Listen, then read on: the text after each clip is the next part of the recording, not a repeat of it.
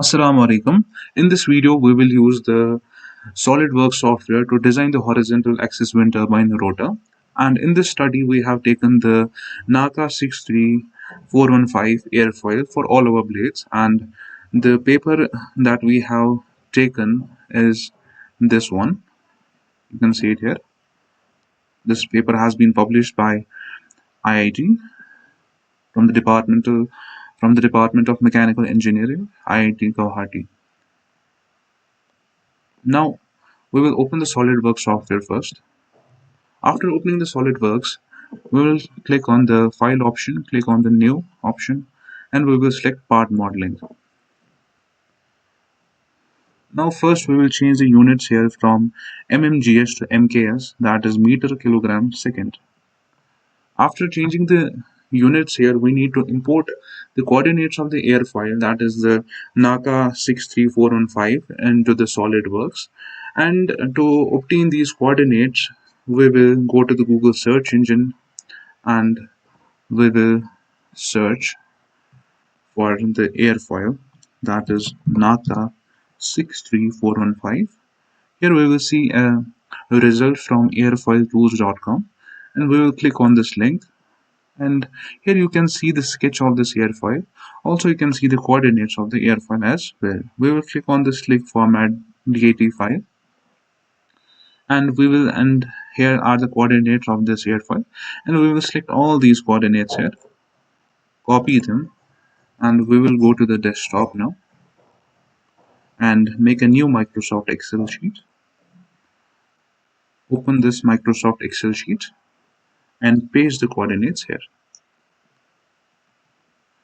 Now we need to split this column into two columns, and for that we will go to the data option, text to column options, and we will click on next, check the space box here and click on next, and I will click on finish.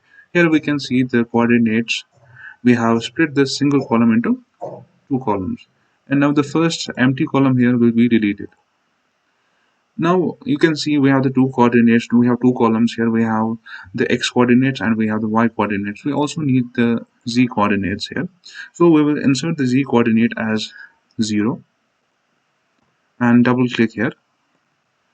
And by doing this, we set the z coordinate at every point equal to 0. Now we will save this file. We will save this file as text tab delimited and name this as NACA 63415 and click on the save button. We will click on OK. We will click on yes, and we will close this Microsoft Excel sheet. Here you can see this text file has been created and this contains the coordinates of the airfoil. Now going back to the SolidWorks software, we will go to the features option, go to the curves option here, and we will see this curve through XYZ points and click on it and browse the text file. Change the type here to text files, click the text file here, and here you can see the curve that is the required airfoil, and we will click on the OK button. Now select the front plane, click on the sketch option, go to the convert entities option, select the entities to convert. We will select this curve, click on the OK option. Now go to the tools option here and go to the sketch tools, click on this split entities, and we will split this curve now. I will click here. This part here represents the trailing edge. Sorry, this part represents the leading edge. This here is our trailing edge. I will split it here as well. Now we will insert a small circle here, and make the circle tangent to both the lines, upper line and the bottom line. Make it tangent and move it towards the trailing edge. The reason for inserting this small circle is because if we don't insert this circle here, then in the meshing section of the answers, the meshing fails due to the zero thickness error, and That is why we insert this circle here.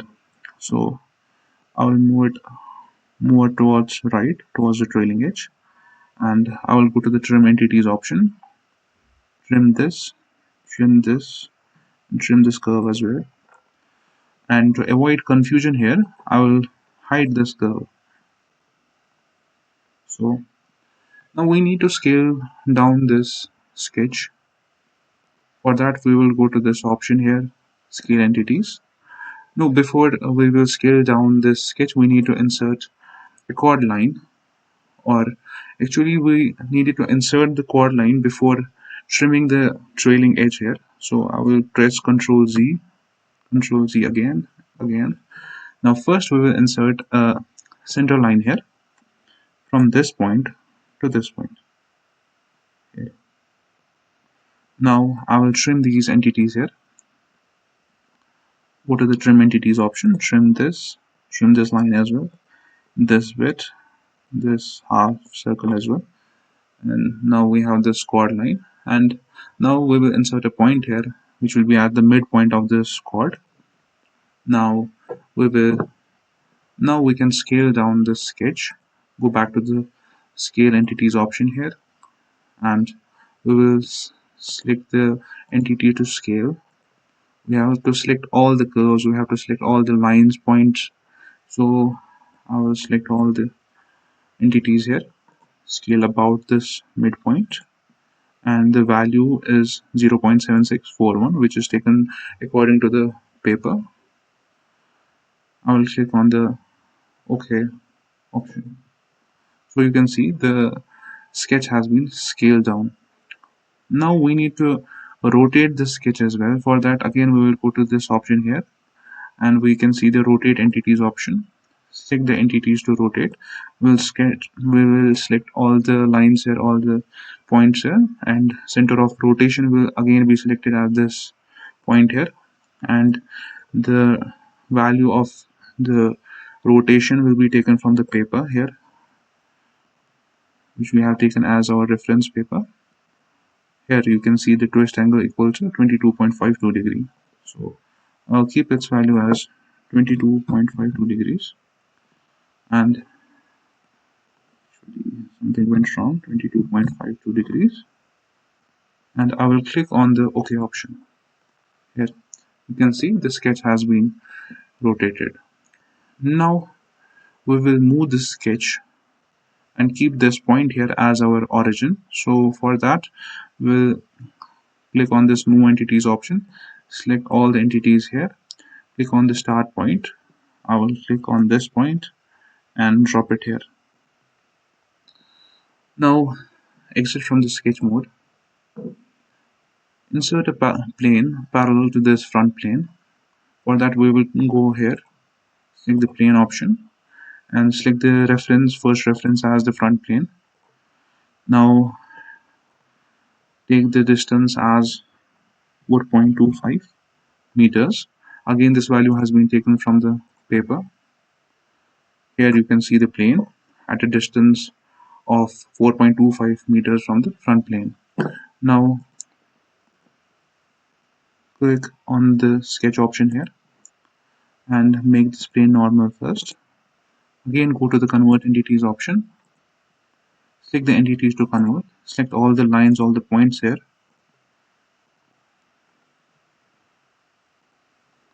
and I will click on the OK button here. Here I have to change this line to construction line for construction here. Click on the OK option. Now we will again scale it down, scale entities, select all the, actually something went wrong here. So I will select this plane for sketching here.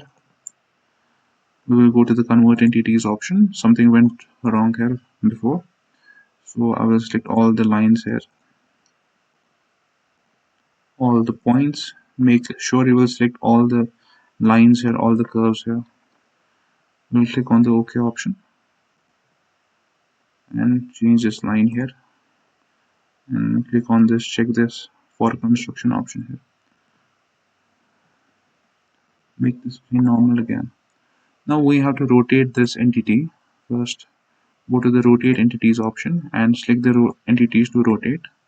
Again, we will have to select every line, every sketch here, every curve here. So, and keep the center of rotation as this point, and the value of rotation will be, in this case, minus 22.52 degrees. Click on the OK option here. Here you can see it has been rotated. Now go to the scale entities option here. Now select the entities to scale. Scale about this midpoint here, and the value will be, the scaling factor will be taken from that paper, and its value will be 0.1752, 0.1752 divided by 0.7641. Let me check this again. 0.1, and there is this value exactly. You can see here this sketch has been scaled down as well. Now we will exit from the sketch mode. Go to the 3D sketch option here. Draw lines here from this point to this point here.